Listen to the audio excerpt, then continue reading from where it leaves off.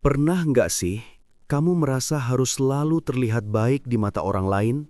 Seolah-olah hidup ini jadi panggung, dan kita, aktor yang terus dipaksa tampil sempurna? Tapi di balik semua itu, ada rasa lelah, ada kegelisahan yang nggak bisa dijelaskan. Kenapa kita begitu haus akan pengakuan? Kenapa validasi dari luar terasa begitu penting? Stoikisme dan para filsuf besar justru mengajarkan hal sebaliknya. Mereka percaya bahwa kekuatan sejati muncul ketika kita tak lagi bergantung pada penilaian orang lain, ketika kita bisa berdiri tegak bahkan saat dunia tak melihat. Di video ini, kita akan bahas bagaimana cara pandang Stoik membebaskan kita dari ketergantungan terhadap validasi eksternal. Jadi pastikan tonton sampai habis.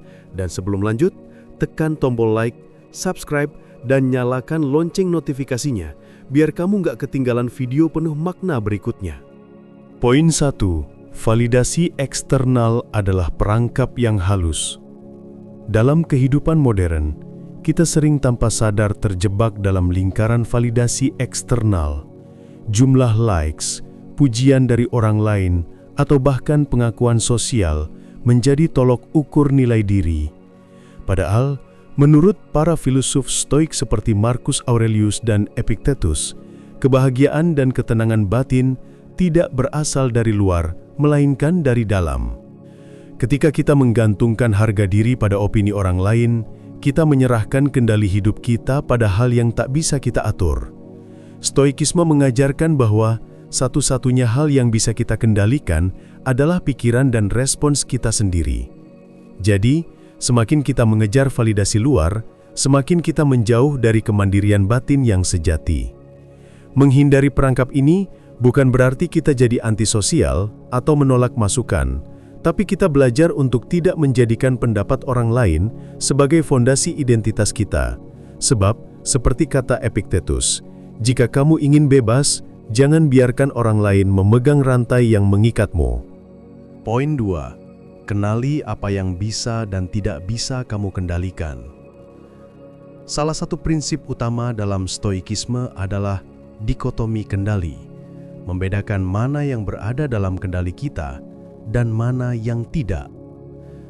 Ketika seseorang terlalu bergantung pada validasi dari luar, artinya dia sedang berusaha mengendalikan sesuatu yang sebenarnya di luar jangkauannya, pikiran, perasaan, dan penilaian orang lain.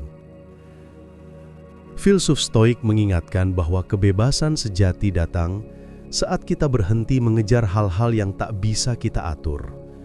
Kita tidak bisa memaksa orang lain untuk selalu menyukai kita, menghargai kita, atau setuju dengan pilihan kita. Tapi kita bisa memilih untuk tetap teguh pada nilai-nilai, prinsip, dan tindakan yang benar menurut hati nurani kita. Dengan menyadari batas kendali ini, kita bisa lebih fokus membangun karakter, keteguhan mental, dan ketenangan batin, bukan sibuk mengejar perhatian atau pujian yang mudah berubah. Poin 3. Bangun pondasi nilai diri dari dalam, bukan dari luar. Ketika kita hidup demi validasi orang lain, harga diri kita jadi rapuh. Kita merasa berharga hanya saat dipuji dan runtuh saat dikritik. Filsuf Stoik seperti Marcus Aurelius menekankan pentingnya hidup sesuai dengan logos, akal sehat dan nilai moral yang datang dari dalam diri. Artinya, nilai dirimu tidak ditentukan oleh jumlah pujian, likes, atau pengakuan dari orang lain, tapi dari sejauh mana kamu jujur, disiplin, bertanggung jawab, dan bertumbuh sebagai pribadi. Kamu bisa mulai dengan bertanya, apakah aku bangga dengan pilihanku hari ini? Jika iya, itu lebih penting daripada apa kata orang. Ketika kita yakin dengan nilai diri dari dalam, validasi eksternal tak lagi jadi kebutuhan, tapi hanya bonus. Poin 4. Berhenti membandingkan diri, mulailah fokus pada prosesmu sendiri. Salah satu sumber terbesar ketidakpercayaan diri adalah kebiasaan membandingkan diri dengan orang lain. Kita melihat pencapaian orang di media sosial, lalu merasa tertinggal, tidak cukup, atau gagal. Padahal jalan hidup setiap orang berbeda. Dalam stoikisme, perbandingan bukan hal yang relevan. Yang penting bukan siapa yang lebih cepat atau lebih sukses, tapi seberapa konsisten kamu berjalan sesuai prinsip dan nilai yang kamu pegang. Epictetus pernah berkata, "Jangan melihat apa yang dimiliki orang lain, tapi lihat apa yang ada dalam kendalimu." Fokus pada proses, bukan hasil instan. Ukur kemajuanmu dari diri sendiri kemarin, bukan dari standar orang lain.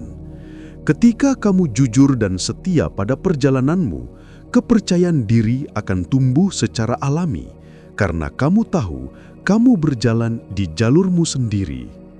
Poin 5. Latih diri untuk tidak tergantung pada validasi eksternal. Salah satu racun terbesar bagi kepercayaan diri adalah kebutuhan terus-menerus untuk diakui atau disukai oleh orang lain.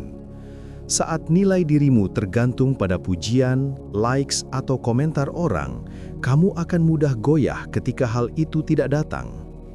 Filosof Stoik seperti Marcus Aurelius menekankan pentingnya berdiri teguh dalam nilai-nilai diri sendiri. Ia berkata, "Kebahagiaan hidupmu tergantung pada kualitas pikiranmu."